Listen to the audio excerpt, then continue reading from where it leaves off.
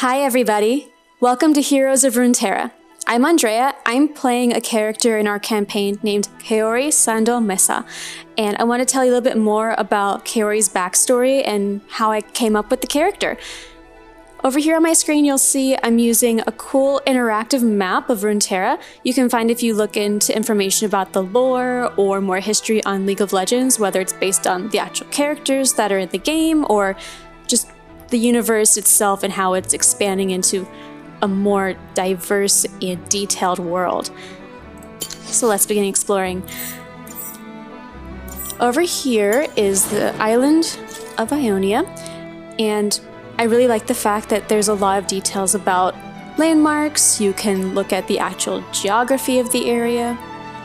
For me, I wanted to make a character that was not in a major city. I wanted to do someone more of rural or suburb kind of feeling. So I decided to go with this region right here on the west side. I was thinking over here in this hilly area between where we have that watermark on the map of Ionia and Navori. That way it's not near anything specifically, but it's definitely possible to be aware of a lot of landmarks in the area. Up here up top we have Kinku Monastery, which is a sacred site, and then also the Placidium of Navori, which is also a very sacred space. There's a lot of beautiful art and quality nuance that you can find on these resources to give you more feeling of what Runeterra feels like.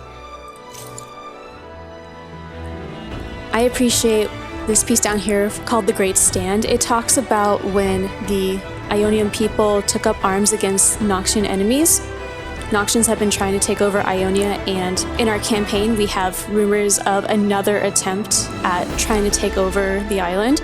So I found this to be very critical for me forming a connection with my character. For the most part, Ionians are, in our world, painted as mostly peaceful individuals. They don't want to do battle and war unless it's necessary. It's something that if we can be more diplomatic or find a more neutral opportunity, that would be much better. So in my rural village, which I placed over on that west coast, Kaori was born to a family that had a couple different talents. Her mom was a talented weaver, so for creating baskets and tools, fabric, and then her father is someone that I was calling a guardian of statutes, where they're either enforcing laws or rules, making sure that everything is guided for the best of the community. And as a child, Kaori was really excited about dancing. She loved to dance any way she could. She loved learning new things, and her favorite style was blade dancing.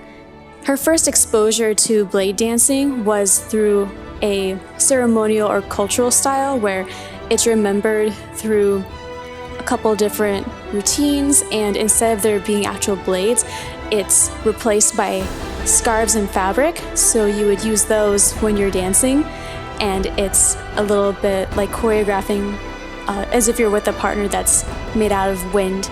And when she became a teenager, a little older, she chose to serve at the monastery, and she was apprenticed under Master Midori Sando. And there's a small little monastery in the village, or just outside her village, that she's at. So very simple wooden, stone kind of structures where they're not hurting the trees. They will incorporate trees into buildings or craft trees to grow around resources, and then that becomes a building later. So very nature focused, trying to find a balance so that everyone can live in harmony in the way that birds build nests and stuff like that. So she's learning from Master Sando the actual art of blade dancing as a way to fight, and she successfully earns her first pair of dancing blades from him. And the more she masters, the more blades she'll have. You have to be able to have increased coordination and awareness and improve your multitasking to have more and more blades. So right now she's able to do what is seen as basic proficiency, and she's looking forward to learning more, getting stronger, but it's something she has to keep as a secret because if her community knew that she was learning a form of battle or fighting, it would be seen as shameful. They don't want that there. They don't want it to be a target for people to come attack. They want to just live a peaceful, balanced life. One night, a squad of 12 assassins were led by a noxious lieutenant over to the village to steal the sutras from the Ionian temples and to eliminate Master Midori Sando. One night, all of a sudden, there's a lot of strange noise going on at the monastery, and Kaori is nearby. She goes to see what's going on, and she realizes that Master Sando is fighting these different Noxian soldiers, and she jumps in to help. They successfully make them leave after several fall, but unfortunately a few do get away, and they take the sutras from the monastery, which are very critical to her people as well. It's like losing your local treasure. And as one of the Noxian soldiers was leaving, Kaori threw one of her blades, and she got a huge cut right across the side of the face and into the nose of the noxious lieutenant. And she really wants to find that person again, and she wants to bring balance back, because she feels since they have taken life and the sutras from her people, she wants to restore the sutras back to her village, and she wants them to pay for the fact that they took the life of her master. She went to the rest of her community to let them know what happened, and she was saying, we need to fight back. We can't let them do this and take over. We can't just surrender. And she always stood out a little bit because she was a little more fiery or driven compared to other local Ionians. And this time, instead of just being, oh, Kaori's a little hard-headed or stubborn, it was seen as a problem. They realized that she had her blades from blade dancing. They realized that she had attacked and killed one of the soldiers, so she was then banned from her village. The next morning, she was walked out by her dad, who was enforcing the statutes, and she ended up going on a journey. She had to find out more information, and she wanted to find that lieutenant, and she wanted to bring balance back or find closure. So over here on the map again, I kind of want to show you a few things that Kaori would have gone to visit. So even though we're over here on the west side of the island, I was picturing that Kaori had many months to go explore, learn new things.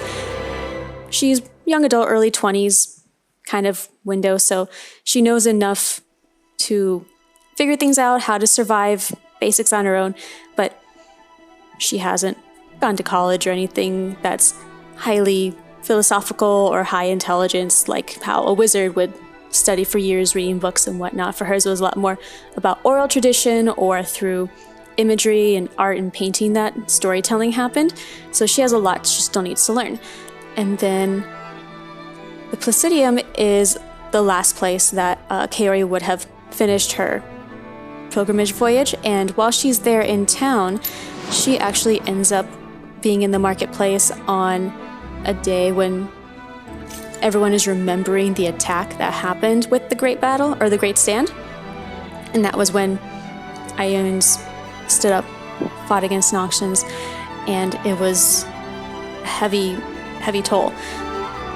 There's this strange individual that has a very long pink tail, and she talks with a little bit of a drawl. Apparently her name is Deshawn, and she's traveling from even further east than the island of Ionia, or the region of Ionia, and she's looking for answers in Bilgewater as well.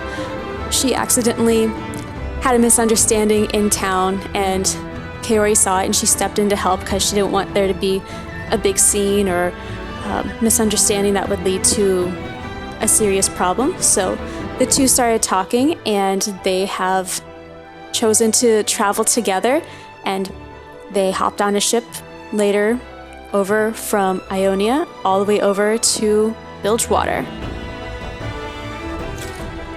And if I zoom out a little bit,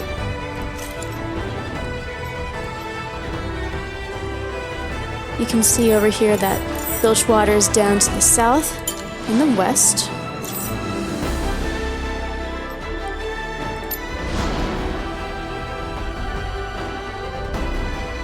And while we were over there, we have run into a couple different fun things. If you want to know information about our misadventures in there and some people we've met, check out our episodes. We have a new one coming out just about every week. One thing I do want to share before I head off is the name that I have for Kaori. When she was born, I had her as just Kaori Masa, and it's a collection of the two practices her parents have, where Kaori is referring to weaving, like how her mom would create baskets and fabric, and then Masa is rough translation connected to justice. So he was someone who upheld the law, made sure things were just. And after Master Sando died, she chose to take his last name as Sando and put it in the middle, because Sando refers to dance. So I chose to name my character Weaving Dance of Justice.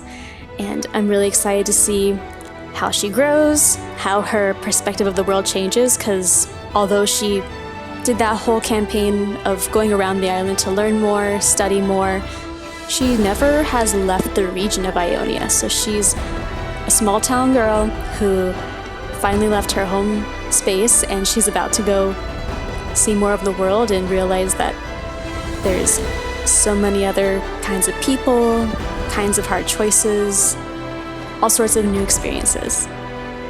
So, thanks for sitting with me. I hope you enjoy our campaign, and I hope that you enjoy watching Kaori grow. See ya!